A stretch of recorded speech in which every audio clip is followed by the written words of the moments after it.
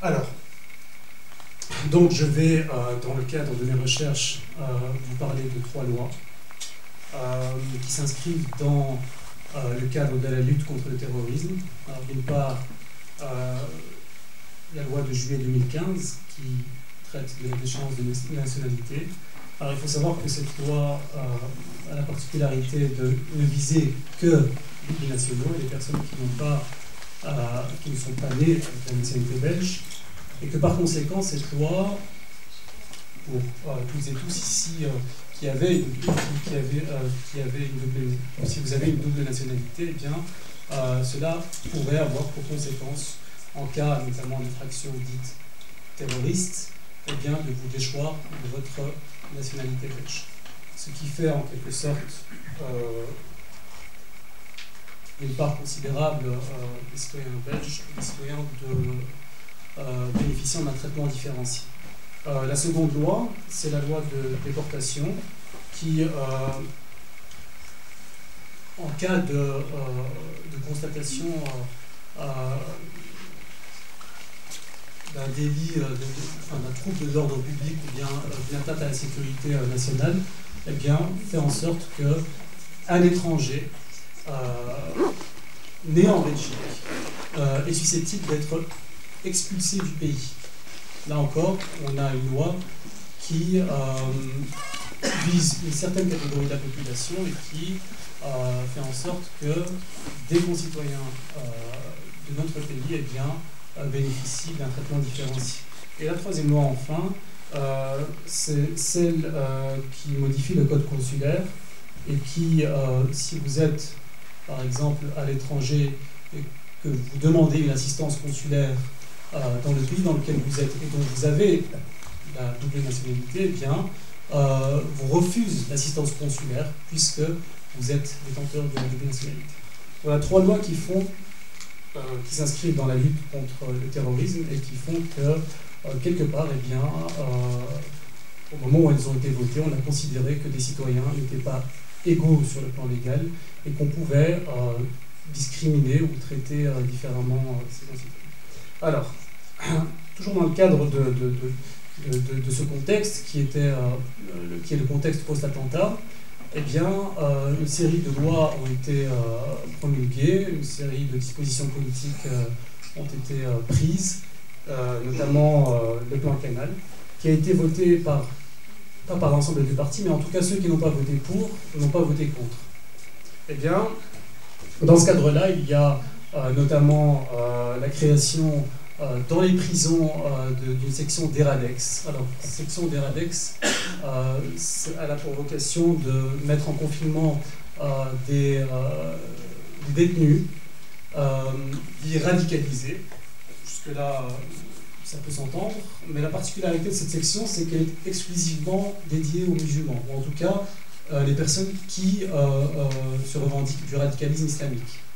Donc là, on a clairement une discrimination qui est très nette, à savoir qu'on ne prend pas en considération l'ensemble des radicalisations et qu'au sein de la prison, il existe une section propre donc, pour les musulmans. Enfin, il y a la question de la criminalisation des ASBL. Il ressort notamment de mes recherches et de mes entretiens sur le terrain que des ASBL sont poursuivies sur le plan judiciaire, qu'elles sont fermées eh bien pour des soupçons de radicalisme. Mais à défaut de pouvoir prouver qu'en effet elles ont une activité dite terroriste ou que sais-je, puisque le radicalisme n'est pas un délit en soi, eh bien, on fait fermer ces ASBL pour des raisons urbanistiques. Ce sont des choses qui existent, qui ont existé ici, notamment dans la commune de Molenbeek, et qui visent encore une fois très spécifiquement donc, la communauté musulmane et les musulmans. La question des lois antiterroristes, elle est importante, puisque de toutes les interventions qui ont précédé, eh bien, notamment sur la suppression d'une heure de cours de religion, sur la création d'un institut spécifique, et là encore, ce qui ressort des entretiens, c'est que les musulmans demandent du respect, à savoir que la création d'un institut qui réglerait, si vous voulez, leur pratique cultuelle est un manque de respect total, parce que ça contrevient totalement au principe de neutralité, et toutes ces lois ont des ramifications et des conséquences relativement grandes, puisque d'une part, si je reviens sur la suppression d'une heure de cours de religion, eh bien, elle s'inscrit dans cette continuité de vouloir décloisonner les élèves qui participent aux cours de religion, et encore, enfin, un certain nombre de conséquences de ce point de vue-là. Donc, ici, ce que je tenais à mettre en avant, c'est que toutes ces lois, si elles n'ont pas été votées, n'ont pas été, pour les partis qui n'ont pas voté pour, ils n'ont pas voté contre. C'est-à-dire qu'il y a, je ne vais pas dire une unanimité, mais en tous les cas, même s'il y a eu des sorties politiques venant contester l'une ou l'autre loi, eh bien, personne ne s'y est clairement opposé. Donc, ma question en moi, c'est, à un moment donné, est-ce que, si vous venez à participer à une majorité, est-ce que vous allez voter l'abrogation de ces lois, voter notamment, enfin, ou en tout cas, bannir cette section des Radex qui est spécifiquement dédiée aux musulmans? Est-ce que vous allez faire un travail de fond qui vise à définir très clairement ce que veulent dire les infractions terroristes, ce que veut dire le radicalisme, au lieu parce que puisqu'il n'existe pas de définition légale ou alors strictement claire de ce qu'est le radicalisme et le terrorisme, eh bien, cela veut dire qu'on peut englober dans les infractions terroristes et dans le radicalisme un certain nombre de délits. Vous pourrez par exemple être étranger et participer à une manifestation, et bien on pourrait tout simplement et tout bonnement vous exclure, enfin vous expulser du pays parce que vous êtes soupçonné de contrevenir à l'ordre public. Voilà, est-ce qu'il y a un travail de fond qui va se faire de ce point de vue-là? Est-ce que vous allez abroger les lois qui ont été votées? Voilà. Mandataire local, mais aussi en tant que simple citoyen d'abord qui a réagi d'une manière assez forte avec ce traitement particulier qu'a subi la communauté musulmane au lendemain des attentats. J'ai appelé ces différentes législations que vous avez appelées, moi je les ai appelées des lois scélérates, c'est des lois qu'on a créées sur mesure pour une communauté en particulier. Le CDH les a votées. Le CDH les a votées, en tout cas certaines, pas toutes. Mais sachez que j'ai été en contradiction au sein de mon parti même par rapport à... Non mais vous savez, au sein du parti, il y a un rapport de force qui se fait. Il y a une ambiance générale au niveau du pays qui fait qu'à un moment donné, pour détourner l'attention de l'opinion publique par rapport à des lacunes qui sont de la responsabilité de l'État par rapport à la prévention de cette radicalisation, entre guillemets, où ces actes ont été posés, on a décidé de débloquer, dans le cadre du plan Canal, près de 500 millions d'euros pour renforcer toute une série de dispositifs, que ce soit les moyens policiers. On a réservé, je crois, 2% pour la prévention, 98% pour les actions répressives. Et dans ces actions-là, il y a toute une série de dispositions qui ont été prises. Je vais m'attarder principalement sur le plan Canal. Le plan Canal, c'est toute une série de dispositifs qui visent à contrôler des associations. Alors on peut nous raconter tout ce qu'on veut. Les associations qui étaient ciblées, c'est des associations musulmanes. Il faut savoir que les associations paracommunales avec des responsables portant des noms à connotation arabe ou musulman ont été contrôlées. Donc moi j'ai des informations qui viennent justement à mon niveau. Au niveau de mes responsabilités, j'ai évidemment, pour ceux qui ont suivi un peu l'actualité à l'époque, je fus l'un des premiers à dénoncer les contrôles par rapport... Alors on attend. Monsieur Canous, donc on a précisé au départ que vous étiez ici pour porter en majorité avec ce qu'elle pense. D'accord, on va poursuivre la question, merci. Vous êtes là pour représenter votre parti politique, votre parti a voté pour. Vous avez en effet porté la position de votre parti politique au sein du Conseil simplement, c'est que ces mesures qui ont été prises par la majorité au niveau fédéral, et on les a tout à l'heure citées, ce sont des mesures qui pour moi sont injustes et qui ciblent principalement la mais pas pour votre parti, on le note. Non, dans le parti, il y a une majorité qui se dégage en interne pour remettre en question toute une série de mesures qui ont été prises dans le cadre du plan Canal. Je pense ici à la double peine qui existe depuis de très longues années, simplement leur mis à l'ordre du jour par rapport à cette situation post-attentat qui vise à donner un pouvoir à l'Office des étrangers pour pouvoir expulser des personnes qui atteindraient à l'ordre public. C'est évidemment inacceptable. La question du plan Canal, le fait qu'on cible l'association musulmane exclusivement, même si sur les papiers, c'est pas comme ça que c'est présenté, c'est évidemment pour nous inacceptable. Le contrôle, personne n'y est opposé, que les associations respectent les législations en vigueur, c'est évidemment une obligation qu'on doit tous respecter, mais qu'on cible la communauté musulmane de cette manière, c'est tout simplement inacceptable. Et je peux vous dire que les débats au sein de notre parti sont très clairs.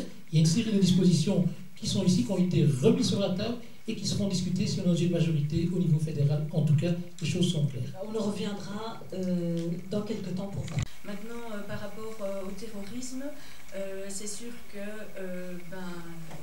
la lutte contre le terrorisme, comme on l'a subi il y a 3 ans, appelle des mesures extraordinaires et des lois qui sont peut-être édictées sur le coup d'émotion, et qu'en 2019, certainement, il faut se repositionner, les réévaluer et voir dans quelle mesure toutes ces lois sont toujours d'actualité, si elles ne doivent pas être adaptées, et voilà, faire une évaluation.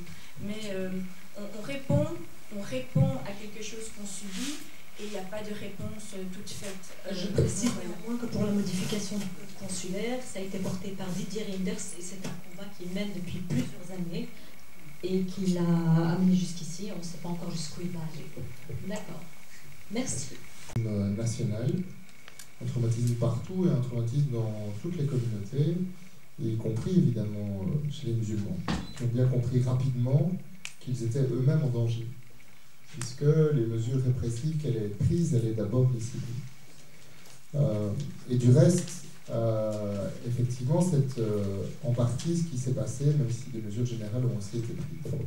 Alors c'est vrai que un certain nombre de mesures qui ont été prises, c'était assez difficile de s'y opposer violemment. Néanmoins, dès le départ, on a dit de 1, qu'un certain nombre de mesures étaient mal calibrées, et que 2, tout l'argent complémentaire qui était investi dans la sécurité ou la répression, il fallait à tout le moins que des montants équivalents soient investis dans tout ce qui est préventif et culture.